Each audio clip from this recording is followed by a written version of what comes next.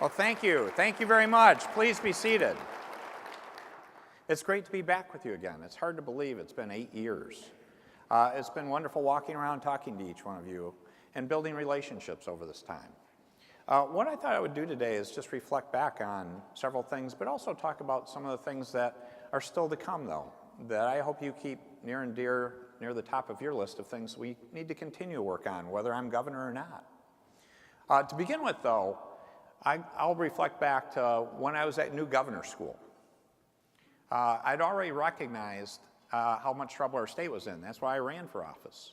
We're the only state in the nation that lost population in the 2010 census. We went backwards.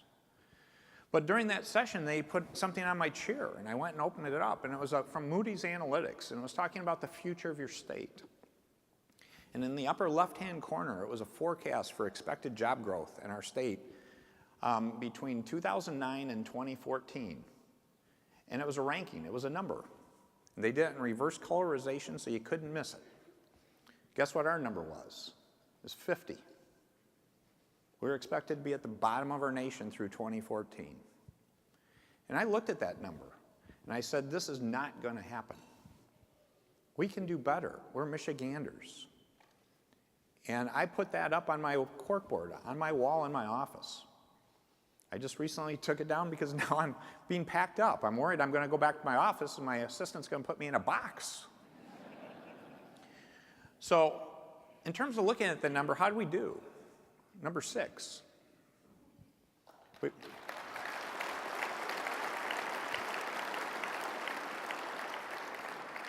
In terms of going from bottom 10 to top 10, we've done that as a state.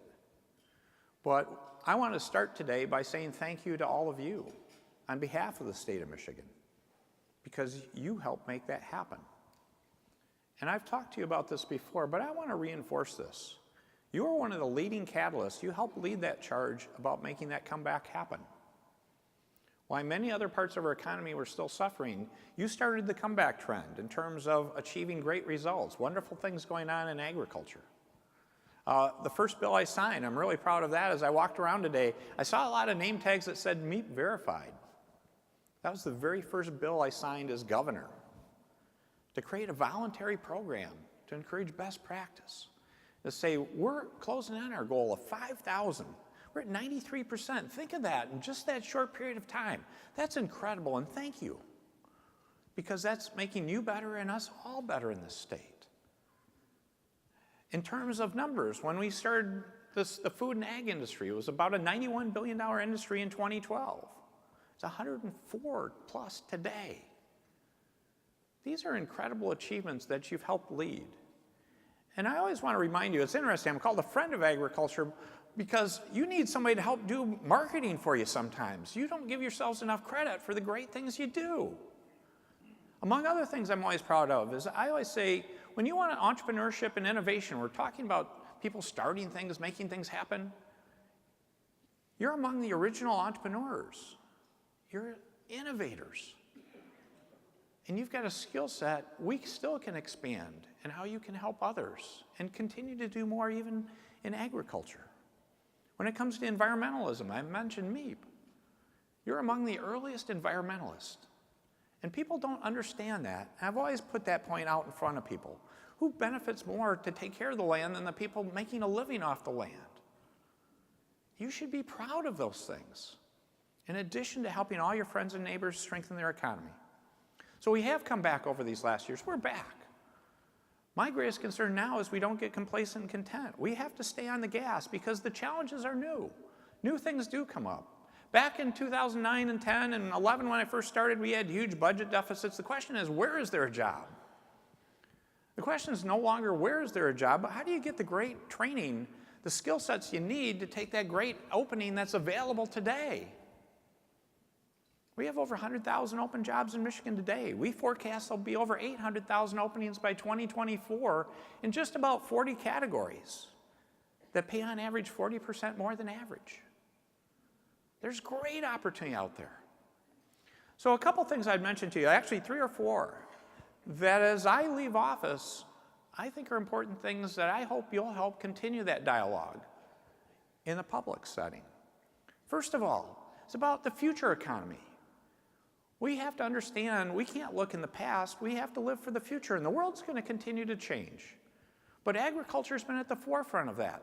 Think about all the great value-added processing things we've had added to our state in the last few years. From Clements in the pork business, to Fairlife, to Zeeland Farm Services, to the new dairy facility up in St. John's. These are wonderful things going on that can provide long-term stability and growth opportunities. But we need to continue to do more research and development. We can still do better there. Exporting, we have trade issues right now. Those are short-term issues, I hope. Long-term, the trade parameters are still great, folks. There will be ups and downs. Let's get through this down cycle, but then look at it to say, in Michigan, we're a state that does things to help other parts of the world, whether it's manufacturing or agriculture. We help sustain other people, and that's how we do better ourselves. We need to stay on that path. That's the first thing, where the future economy is going. Second one is talent. The question I just said, and I always love seeing the FFA young people here and the other representatives doing the great sessions you have about young people coming up with ideas and thoughts. Thanks for doing that, because we need to encourage more of that. We need to go to more competency-based learning in our state. We need to understand it's not just about getting a college degree, but how to go into career education, how to go into farming, how to go into agricultural practices, how to get that certificate, and how to do lifelong learning. We overlook that too much. We're going to have a massive change in our society, not just in Michigan, but our nation, about the need to have it so people can learn and relearn their entire lifetime. And I know as farmers, how many of you remember back to the days, remember that first tractor you had? How many of you had a GPS-controlled tractor when you started? Right? We didn't even know what GPS was. But now today, that's agriculture. Those transitions are going to keep coming. How do we stay at the forefront of that? So talent is critically important, and that's why I'm proud of what we called the Marshall Plan for Talent. I'm leaving office, but we have it going for the next 5 years, and it should go for the next 50 years, about helping more career tech education, more certificate-based education, more competency-based learning, more lifelong learning. The third thing is infrastructure, and I appreciate your support. Farm Bureau's been a partner in helping me advocate for some things I still want to get done. Renew Michigan, rebuild Michigan. We have brownfield sites we need to clean up. We have more recycling we need to do. We need more infrastructure in our water and sewer ways. And if you think about some of these big value-added agriculture projects, what was the biggest issue we usually faced was how to get the infrastructure put in place to support it. So that's not just spending money, that's investing wisely. And thank you for your partnership. So let's work hard on getting that done before I walk out the door. Because one concern I have, and you'll hear a lot of people talk about this, and I thank my legislative partners that are here. You've been great partners over the years. Sometimes, though, people say, let's just go sell a bond. And if you think about it, I don't like to do that. You're farmers, you like me. Would you like to go in debt or not go into debt? If you can pay a bill today versus not incurring debt, which one are you going to do? Let's not go sell big bonds and put our kids at debt. If we can pay for it now, let's do it. The other thing is not just spending more money on infrastructure. We have been. In terms of road funding, we're up 40% over just the last 5 years. So it's great when you heard everyone talk about fixing the roads. Well, most of the money is already in place. That's okay if they want to take credit for it. I don't worry about it. We're just on the right thing. We're going to invest more in our roads. That's happening. But the other one is not just spending more money, because that's not right. One of the things I'm proud of that you should keep track is integrated asset management. Only an accountant like me can get excited by that. If you have insomnia, I can send you more materials on the topic. But what is that? That's the concept of saying, how often have you seen a road torn up for road work, and then it gets torn up for water and sewer work, and then it gets torn up for gas and electric work, and then it gets torn up for communications? Anybody see one of those roads? Well, we just finished a year-long pilot to say, can't we integrate that? Can't we get all those providers together and do it once? Isn't that an opportunity for huge savings? And we tried to find who did it the best in the United States, and guess who we found? London, England. We had to leave the country to do it. But guess now who is the national leader in integrated asset management, the state of Michigan. That's good stuff.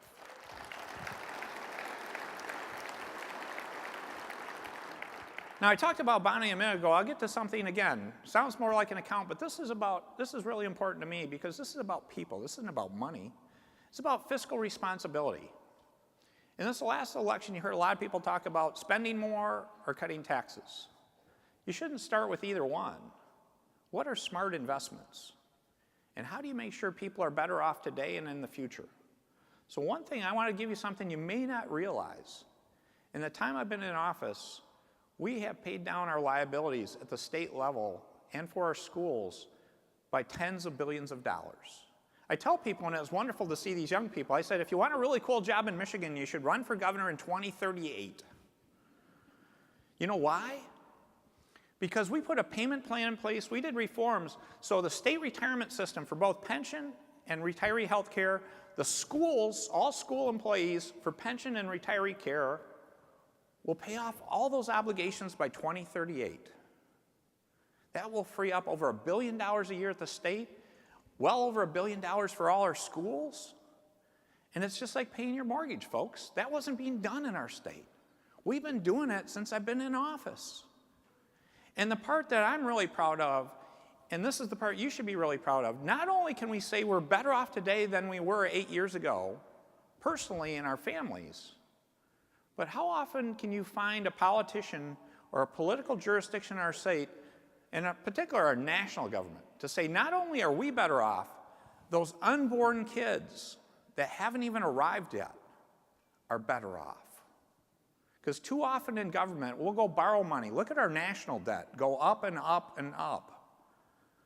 So we're riding on their coattails. We're saying, let's stick our kids with that debt so we can have a better quality of life today. In the state of Michigan, we said, no. We said, that's wrong. So we've made it. Over the last 8 years, those kids' lives will be better off in addition to ours. That's something unique to our country.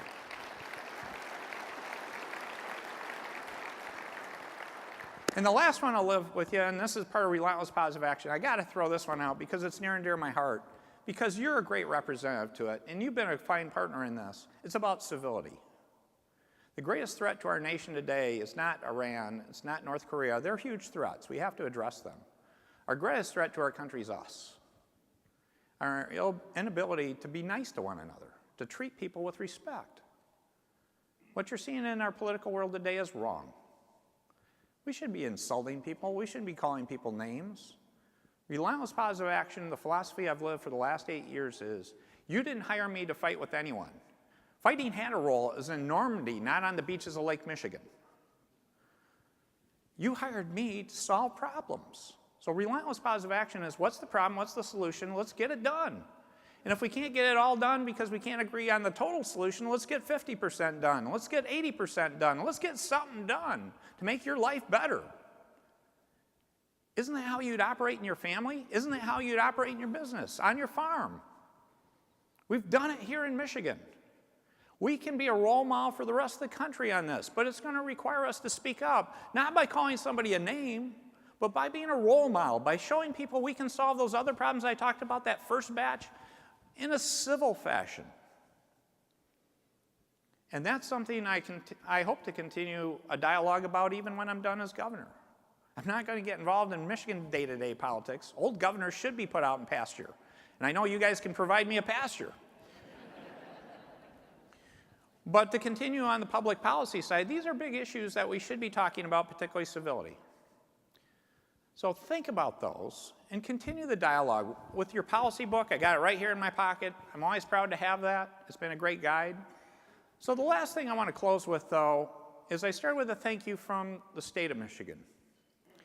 And I wanted to set some parameters for you where we need to go in the future. But I want to end with a personal thank you. It's been truly an honor. And I really hope that you appreciate, to me, this has been a special relationship.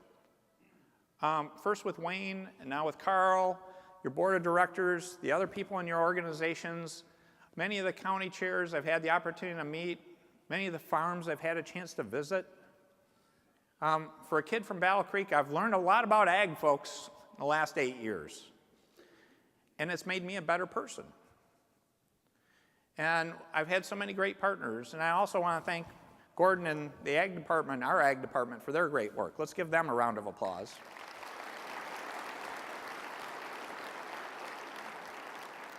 Well, I want to close on a thank you to all of you. It's been a great partnership. I'm not leaving Michigan. I'm simply transitioning to my next career, which is to do whatever my wife Sue says for some time.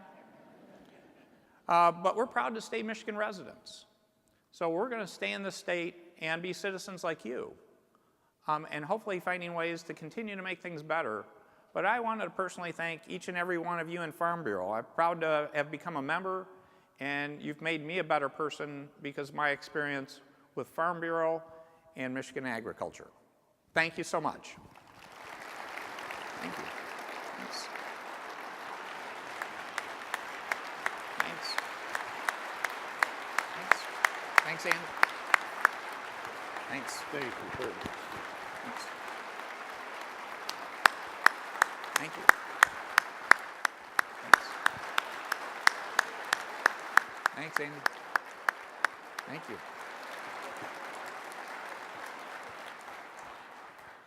Before we let you go, Governor, I'd like to invite President Carl Benarski to come up on the stage.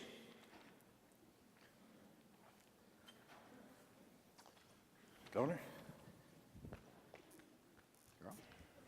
Governor, on behalf of all the Farm Bureau members, thank you for your time, your dedication, and for being an advocate for agriculture for the farmers in this state. Governor, I've been many places with you. We've seen many things. Even been in a canoe with eight other people, believe it or not. And we I'm sure that upright. And that picture's going to come up at some point. And, hey, did you know, though, they only tested that canoe the morning before we got in it? But anyways, I've seen you pull a lot of things out of your coat pocket. I've seen you pull a little black book out that you took notes on. I've seen you pull the policy book out many times, as many of you all here and have in this audience. But most importantly, I've seen you pull a list out of your pocket of accomplishments you and your administration have done. Do you still have that list? Got the 7-year version. We're working on 8 now. But there it is.